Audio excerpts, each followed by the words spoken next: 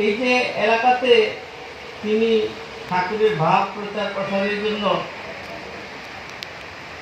এই পথটাকে উন্মুক্ত করে দিয়ে গেছেন, এটি আমাদের পরম সৌভাগ্যের বিষয়। আজকে এই মহারাজ না থাকলে এটি সম্ভব হতো না। আর কোনো অঞ্চলে এরকম নেই। প্রতিদিন যে এই পাঠ কোনো না কোনো বাড়িতে হচ্ছেই, এটা অত্যন্ত আনন্দের, অত্যন্ত গৌরবের,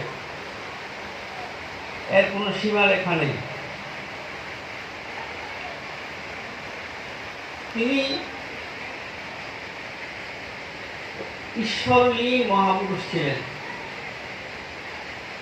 স্বয়ং শ্রী রামকৃষ্ণের যিনি শিষ্য ব্রহ্মানন্দ স্বামী এবং স্বামী শিবানন্দ,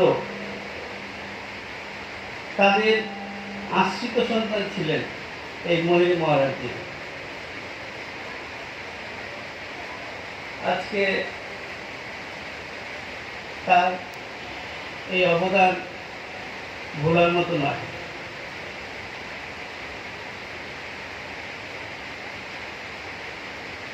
তো সে কারণে আমরা সেই সূত্র ধরেই আমরা কথামৃত পাঠের আসরে এসেছি। এই কথামৃতটা এমনি এমনি হয় নাই, দুঃখের পরেই সুখ আসে, এটাই স্বাভাবিক।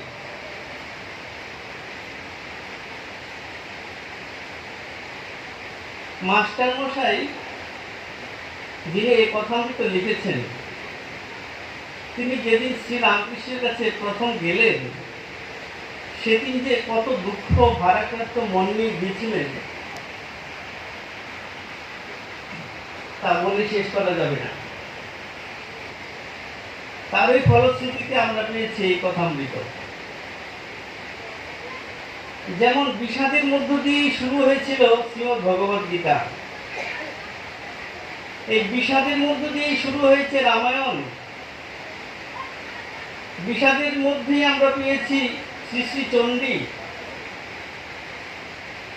এগুলি সবই সেই দুঃখের পরেই সুখের মতো। এই যে ভাগবত আমরা পাঠ করি, এই ভাগবত কি? পরীক্ষিত মহারাজ